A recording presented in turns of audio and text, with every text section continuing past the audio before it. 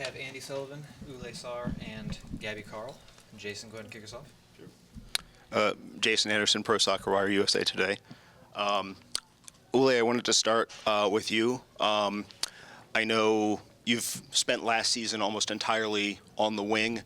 These last two games you've been playing in the 9. I know you've played there before. How has it been sort of developing the partnerships you have to have with the other attackers in a new position within the Spirit? L'année passée, tu as joué ailière toute la saison, puis là, tu as joué 2 matchs centrales. C'est comment développer les connexions? les autres? Bah, l'année dernière, on avait déjà commencé à avoir certains automatismes et on s'entend super bien sur le terrain et en dehors, donc c'est facile de se trouver. Et comme j'ai déjà joué en 9, ça ne me pose pas de problème. She says she's played 9 a lot in her career, and last year she had already good connections with the players around her, so this year it just keeps going, but with her being as a 9. Adrian mentioned that you had maybe missed some easier chances, and he said this was the most difficult one, and then you put this one away. How was it to finally have the breakthrough and the reward for the good play? T'as compris? Le début, mais pas la fin. Ouais, bon, en fait, il a dit que c'était comment, après avoir raté des chances plus faciles, mais qui t'a marqué la chance la plus dure, c'était comment avoir cette récompense-là, justement, de marquer. Ouais, c'est vrai que souvent, je mets les buts les plus compliqués. Et les plus simples, des fois, ça rentre pas. Et bah, dans ma tête, je me disais, ça va rentrer, il faut que je continue. Et après, Trina m'a mis un bon centre et j'ai marqué. Donc. Okay. She says sometimes the easiest goals are the ones she misses and the hardest ones are the ones she gets. But she had a good connection with Trin and she put it in and yeah. Payne? Je pense que j'ai oublié un truc que tu avais dit. We're all doing multiple jobs today. Thank you so much. Hi, Ouleye, I was wondering if you could just speak to that connection with Trin. You seemed overjoyed when that goal went in and just kind of like ran right over to her. So. Est-ce que tu peux parler de ta connexion avec Trin? Elle dit que tu avais l'air vraiment contente quand lui est rentré, puis tu l'as pointé, puis tu allé la voir. Oui, j'étais contente parce qu'on en avait parlé dans la semaine. On devait faire une danse pour celle qui marque, mais bon, ça s'est pas fait. Donc j'étais contente de marquer. Après, on a beaucoup parlé avec Trin et on s'entend bien sur le terrain et en dehors. Donc ouais, j'étais contente de marquer et comme on m'a fait un bon centre. Yeah, this is a connection they've been working on. There were talks during the week of them having a celebration together, like whoever scored, but it didn't end up happening. But yeah, she says it was a great cross from Trin, and yeah. We'll look forward to that in the future then. Anders?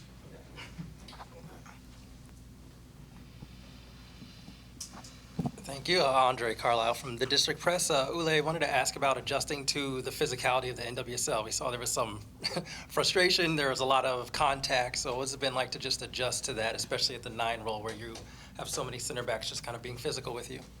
C'est comment t'ajuster à la physicalité de la ligue. Il dit en tant que 9, tu avais beaucoup de défenseurs centrales qui te rentraient dedans et tout. Il demande comment tu t'ajustes à ça. Franchement, ça va. J'essaie de m'adapter au championnat. Après, j'ai mes coéquipières aussi qui viennent m'aider rapidement pour que je puisse garder et jouer rapidement. Donc, je m'adapte. Ça fait longtemps que j'ai pas joué en 9, donc il faut que je reprenne mes repères, mais ça se passe bien. She says it's going well. She has the support of her teammates underneath, which really helps. She hasn't played in the 9 in a little while, so she has to adapt to that, but she says it's going well. Thank you. And wanted to ask Andi, congrats on your goal. Wanted to know the process. Were you the penalty taker for the game? Was it just a call in the moment? And how did it feel to score score the penalty? A penalty is a set piece, so we have set piece roles, and there's usually an assigned role. So I knew if we got a penalty, I would take it, which I just think helps. I like doing it that way rather than who's feeling it on the day and fighting over it. So there's a 1, a 2, and a 3. And it felt good. Honestly, a couple of us in training, at the end of training, hit a couple as often as we can, even if it's just 1 or 2 a day, just to stay sharp and run through your process. So I felt really confident about my process going into it, and it ended well. Thank you. We'll go Kyle and then over to Luis. Oh, okay.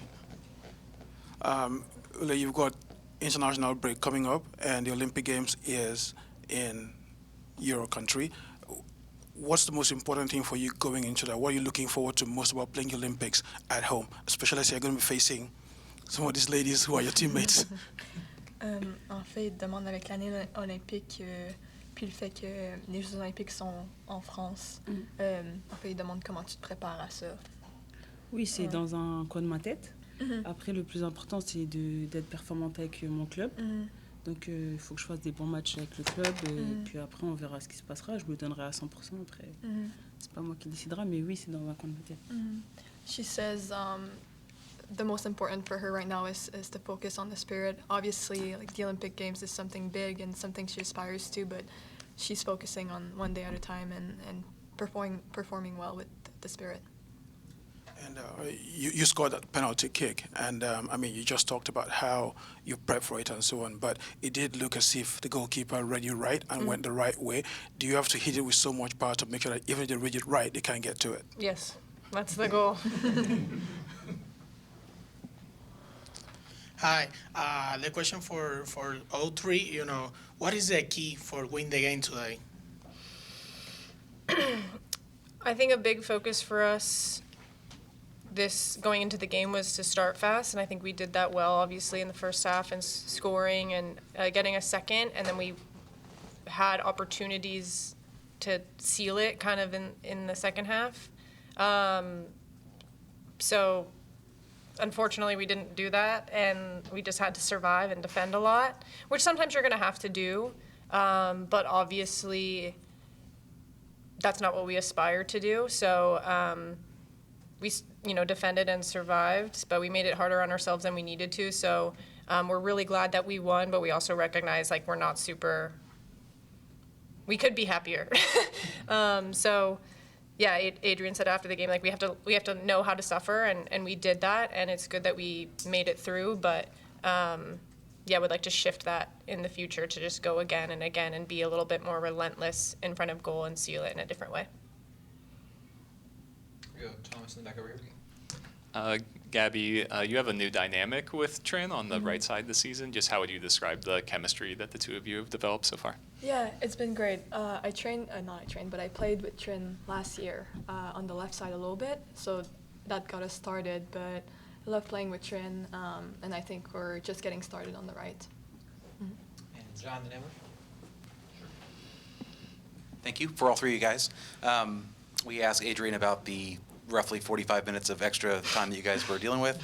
Andy, you were sitting there waiting to take a penalty for some of that. It just kind of grew and grew. He said we prepare for 90 minutes, but seem to have to prepare for 100 and 115. How do you guys deal with that as players, trying to stay sharp during those long waits and a little extra time of game time too? It's definitely difficult. Obviously, we're glad about VAR being in the league, but I think we need to figure out a way to make it a little more efficient. I especially think with things like clear and obvious should be clear and obvious, and it shouldn't take a long time to decide if something is clear and obvious. But obviously I'm not in the booth, so I don't know the demands of that job, so I shouldn't really speak too much on that. But it definitely was a part of my penalty, because it was a very clear penalty. I don't really feel like that needs to be checked very long. I felt like it could have been checked by the time I had set up the first time. So I was a little frustrated about that, but we've definitely discussed that as a team about how to manage those moments, especially, it's taking a while, and then when the ref has to go find the camera. So are there moments where we can come over to the sideline and just regroup, or for me, I reset because it had just been so long, so I needed to run through the routine again. So we just have to, it's a new part of the game, and we have to recognize it's going to be a part of it. So we have to figure out different ways and techniques of handling that. But I think even in the first few games this season, the players have done a really good job of keeping calm, keeping focused. And it's almost becomes another stoppage in the game that you have to completely reset and really remind yourself, hey, nothing can happen right after the checks, because they take a little while. And I did feel like we had momentum a little bit when one of the checks was taking a really long time. So, yeah, it's tough. Emily? Emily Olson, The Athletic. Just adding to that, and Andy, I'll go to you since you just answered about this in particular VAR. Going into halftime, having played an entire hour basically, and starting fast, what was kind of what was the directive of halftime coming out of that, how to manage it, knowing you're probably a little bit more tired or a little bit thrown off than you would a normal halftime? To be honest, I did not realize that. I think we do a good job of not letting that affect us in a way. You have to play to the whistle always. So I don't think we came into the locker room at halftime and being like, oh my gosh, we played 60 minutes. I think we came in and we were just happy about how the half had started and how it went in moments in the half. So there was no real talk of oh man, stoppage was really long at halftime. I feel like at the end of the game when, the game was tighter and maybe they had a little bit of momentum, it was obviously more important to manage that stoppage then. But I think as players we're just really good at focusing on the next play. We're not looking at the clock at 45 minutes saying okay, it's time. I think everyone has the mindset of there's going to be long stoppages. So the girls have handled it well. And we'll go Jimena, and then we'll wrap up with Jason. Congratulations. It was really an amazing goals today. What do you think when you see all of the fans and you see all of the children screaming and singing the songs of the Washington Spirit? What you can say to the fans and to the little ones that they see you and they want to follow the same steps and they want to do these amazing goals? Quand tu vois tous les fans dans le stade, les jeunes et tout, qu'est-ce que tu veux dire aux fans qui étaient là? Qu'est-ce que tu veux dire aux jeunes?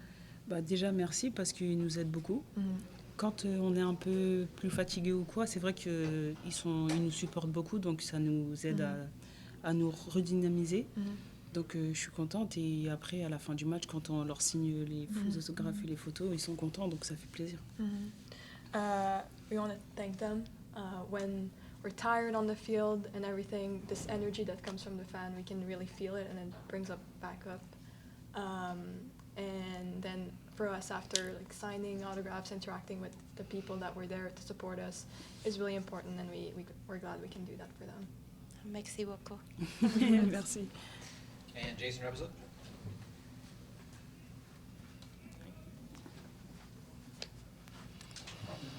This could be for any of the three of you. Andi, you mentioned the fast start to the game. It seemed like Utah really high-pressed and gave maybe a different problem than some of the other teams in the past, and you had to solve it over those first 20 minutes. How did that come to pass within the group on the field, not so much from the coaches? How did you solve the problem of Utah's high press, and then eventually it seemed like the breakthrough was finding Trinity on the right several times in a row?